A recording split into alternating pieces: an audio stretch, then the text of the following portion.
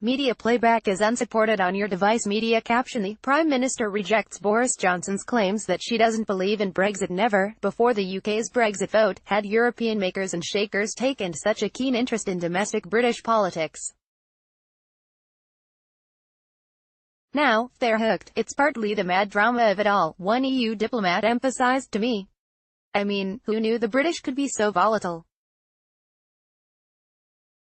What happened to this stiff upper lip? But many other decision-makers in Europe have persistently pointed out to me the need to keep an eye on what UK politicians say about the Brexit process at home, in contrast to what they may agree or seem open to in Brussels.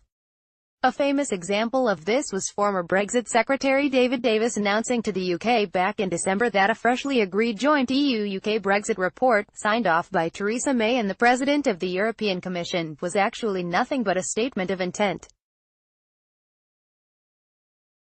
Well, this weekend, the former Foreign Secretary, Boris Johnson, claimed that the UK's joint commitment with the EU to an Irish border backstop, basically, a fallback position to avoid a hard border, was explained to him by the Prime Minister and her advisers as merely a form of words necessary to float the negotiations with the EU off the rocks. Were those really Theresa May's thoughts in the backstop, which is a crucial point in the UK's exit agreement with the EU? Or did she choose to sell the backstop to her then Foreign Minister in that way in order to get him to sign up to her negotiations with Brussels? Or did Mr. Johnson make the whole thing up to grab headlines, put the Prime Minister under even more pressure at home and throw another big spanner in the works of her negotiations with Brussels? Bid for breathing space? Whatever the reality, European politicians' main takeaway is that the UK government has proved to be a somewhat unreliable partner in Brexit negotiations, also fond of posturing. At home, Brussels can go whistle for its money, and of catchy but rather empty slogans like Brexit means Brexit, red, white and blue Brexit and global Britain. Image caption: Delegates at the conference in Birmingham. European watchers of UK politics expect more of the same at this week's Conservative Party conference. So why the huge European interest? Well, it's not so much the details of the conference that mesmerize EU Brexit negotiators but rather what is hoped might follow straight after. The accepted wisdom in Brussels is that Theresa May couldn't possibly afford to really negotiate with the EU, meaning give as well as take, in the weeks leading up to the Conservative Party conference. To have conceded anything more to Brussels, off the back of her Chequers Brexit plan, which is much derided within her own party, could have finished her off politically. So, the Brussels logic goes, the UK Prime Minister will put on a big show of strength for domestic consumption during her party conference, tough on EU migration, tough on foreigners purchasing UK houses, tough on Brussels, in order to buy herself enough breathing space at home after the conference to finish off negotiations in Brussels. And where are we with that, with so little negotiating time left? Nothing changed. Well, despite the uproar in the UK following the recent EU leaders' summit in Salzburg, nothing of Brexit negotiation substance actually changed there. What was true of negotiations before the summit, that both sides had advanced massively as regards the UK's exit treaty, but that the Irish border remained the key sticking point, that the EU welcomed some points in the Prime Minister's Chequers Brexit proposal, such as her suggestions on future EU-UK security relations, but rejected others, on Ireland and on future EU-UK economic relations, remained the case afterwards too. The EU insists it will never back away from its commitment to member country Ireland and to the communities both sides of the Irish border to get a legally binding commitment from the UK that no hard border will appear between Northern Ireland and the Republic of Ireland.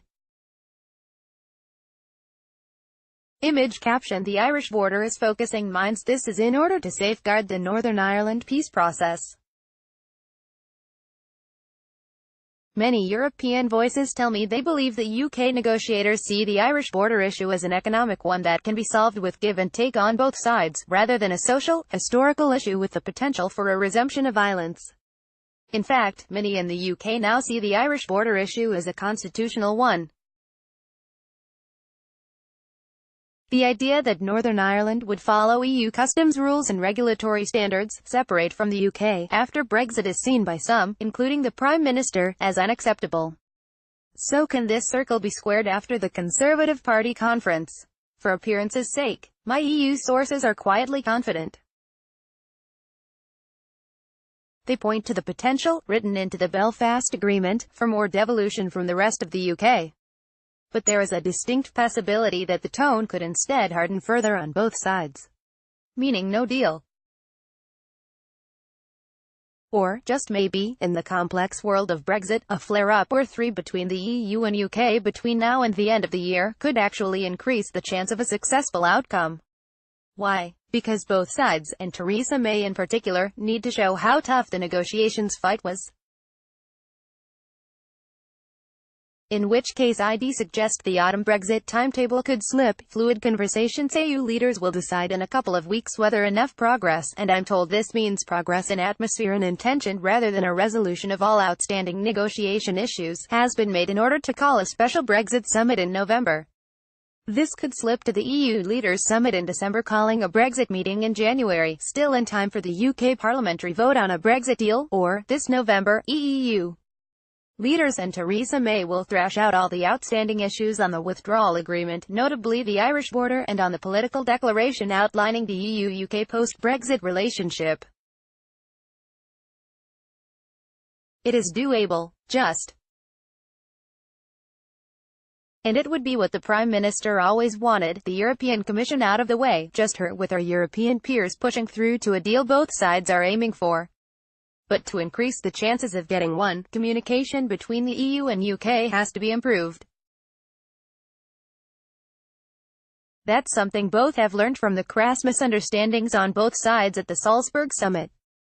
Conversations are fluid now, a high-level contact told me. It has to be if we are to reach a deal. We do not need to be face-to-face with Theresa May or Dominic Raab to communicate.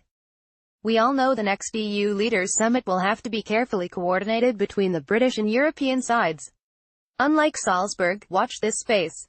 Please upgrade your browser.